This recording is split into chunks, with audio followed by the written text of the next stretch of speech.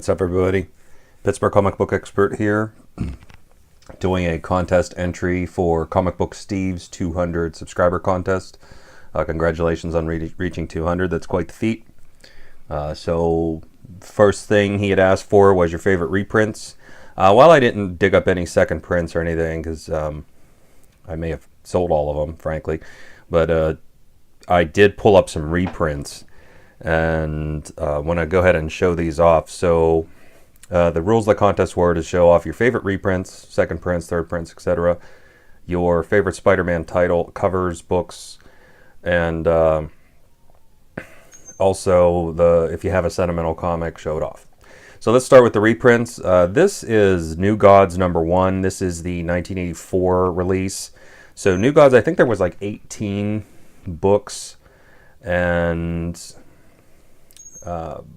the originally in the Bronze Age, and it was done by Jack Kirby. That was one of the first things that Kirby did when he came to DC from Marvel, is he started the Fourth World and created Darkseid. He turned the Jimmy Olsen book around.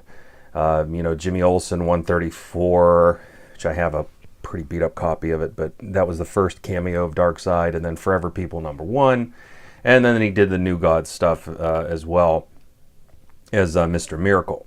So, huge fan of the Fourth World.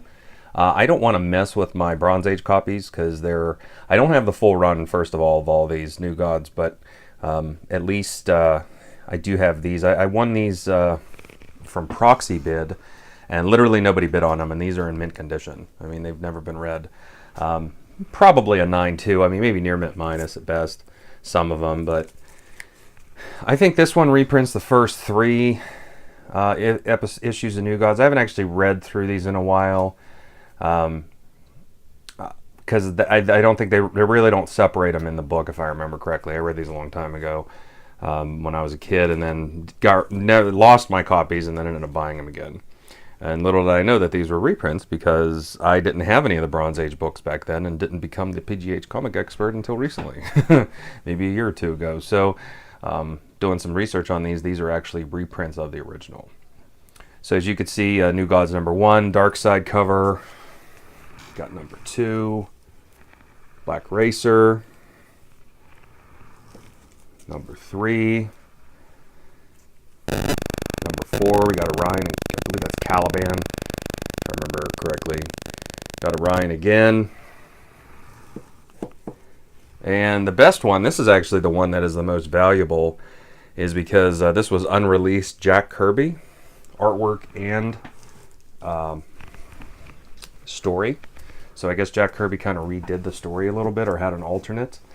So that's actually the more valuable of all of the New Gods books there, because this is the first time that any of this material has actually been seen, is in this book. So and we all know how great Jack Kirby was. Unfortunately, I think he died 10 years after the release of this. But hey, at least he got to see it published.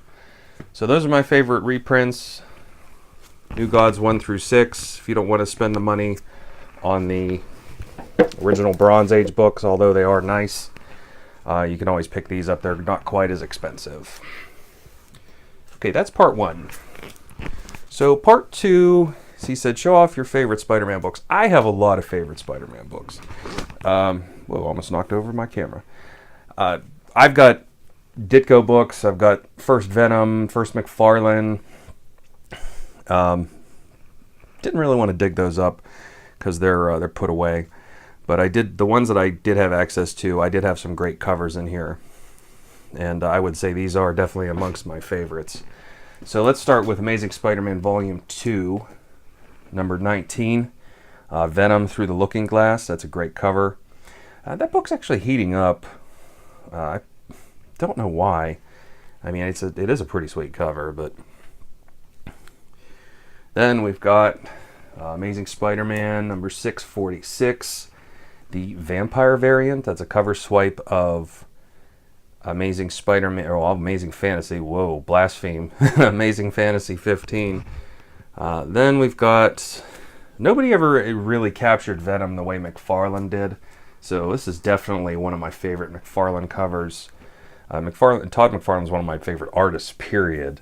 So the fact that I was able to pick this up, I picked this up at Pittsburgh Comic Con a couple of years ago for just like $2-3, and this one is a pretty high priced book because this is the return of Venom after the stories of Spider-Man 299 and 300. All right, huge fan of this cover here. I believe this is John Romita Jr. and John Romita Sr. on the cover art, and I think Ron Frenz did the ink, but Ron Frenz didn't sign the cover. This is Amazing Spider-Man 238. That's the first appearance of the Hobgoblin. Definitely one of my favorite covers, him just tearing the Spidey costume in half. And that's a pretty nice copy. It does have a pop staple up here, and the tattoos are missing, but I think I paid less than $20 for that, so I was pleased. So now I think I can honestly say this is either my all-time favorite or it's in my top 5 ever of Spider-Man covers. And that would be Web of Spider-Man #1. That's a pretty high-grade copy. First appearance of the Volturians. If you've never read the first Web of Spider-Man, it is great. The Venom, the symbiote finds its way back to him and it possesses him again. It's awesome. It's an awesome story. So definitely, and this is pretty affordable too. This copy here, believe it or not, I paid 33 cents for this copy because the place near my office that sells comics for $3 he had no clue. And I've seen this book go for, in this condition, for anywhere between $10 to $30. So I was super happy with it. I actually had a lower grade copy that I sold because I consider this one an upgrade. Okay, I'll leave that up there for now. All right, most sentimental book. Last part of Comic Book Steve's subscriber contest. So, most sentimental. I have to say, my most sentimental comic, because I've owned it so many times, and this will be the final time because this is a pretty high grade copy, is Hulk number 324. So why do you ask? I'll tell you. It's not super deep or anything. When I first started reading comics, it was right around the time that Hulk was gray. He turned gray again, and I was a huge Hulk fan as a kid, but I always saw the Bill Bixby show, and he was green with Lou Ferrigno, and when Lou Ferrigno fought the bear, that was great. And when I started reading the Hulk, though, and started actually reading comics, he was gray. And I was like, wow, this Hulk seems a lot different.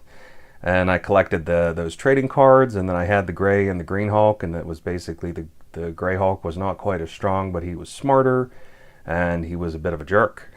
So somebody recently asked me what comic character I would relate to the most, and I said when I was in high school and college it was the Green Hulk, but now I'd have to say it is the Gray Hulk because he's a dick. So anyway, this is the first return of the gray-skinned Hulk, and as you can see, that's a cover swipe of the Incredible Hulk #1. So him turning gray ultimately led to this book here, which is probably one of the best covers ever. So that, Hulk 340, that's also a really high grade copy. I'd actually like to get that copy graded. And I've owned 8 copies of this book. I've just been buying and upgrading and buying, selling and upgrading and selling and upgrading. I currently only have 2. They're both high grade, and one of them is in my vault. Check out my vault video. It's signed by Peter David. And this is the other one that's not signed. So definitely best cover ever, I would have to say, of the Copper Age at least. I mean, this cover is so good that it is often imitated and copied. So as you can see, this is McFarlane taking a swipe of McFarlane. And then another one here. I have the Zombies cover, but it's not accessible at the moment. You've got the Ninja Turtles even. Number 22 with the cover swipe of this. So that's definitely an iconic cover. What's funny is, I honestly think that so I'd met Rob Liefeld, and I had gotten my Wolverine 155 signed, and it's a cover swipe. It's Deadpool holding up blade, and Wolverine is in the reflection. I asked him what made him want to use Todd's cover, and he said that Todd used that cover for Marvel, Art Adams cover for Marvel Fanfare 13. It was Black Widow in the reflection of the Villainous's armor. And then I dig even deeper on this, and Amazing Spider-Man 55 has Doc Ock on the cover with his goggles, and Spider-Man is in the reflection of the goggles. So it makes you wonder, it's like, who, you know, was that? That was John Romita Sr. So maybe Romita Sr. originally came up with the idea. Art Adams borrowed it for Marvel Fanfare, and then, you know, McFarlane borrowed it for Hulk 340, and then everybody else started copying it. So, actually, while we're on that topic, why don't I just show you guys what I'm talking about?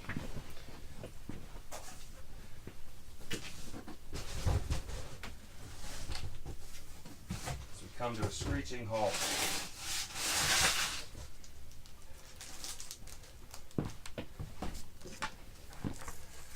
So here is the Liefeld cover. You guys see that?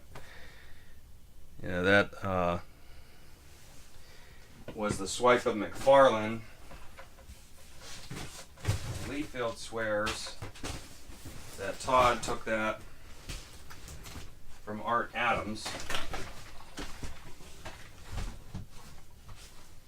So as I bring my video to a screeching halt, I will try to find the Art Adams cover.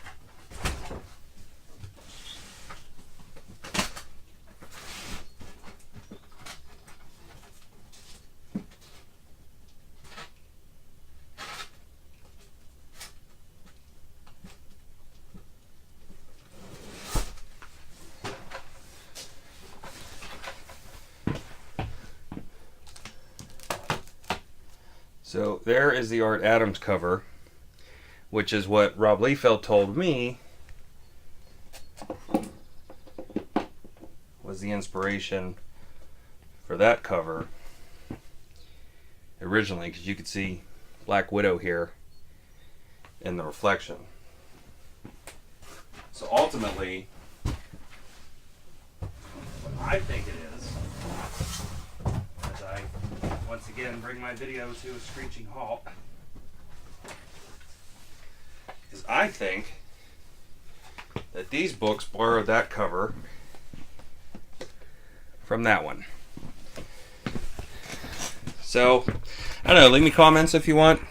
Your thoughts behind that. Anyway, sorry to go off on a tangent on my entry, but just kind of touching on the whole sentimental thing. So, hope you liked the video. Congratulations on your 200 subs. And, you know, I'll be I'm a new subscriber, so I'll be checking out your videos here as we go on. All right. Thanks, everyone. Peace.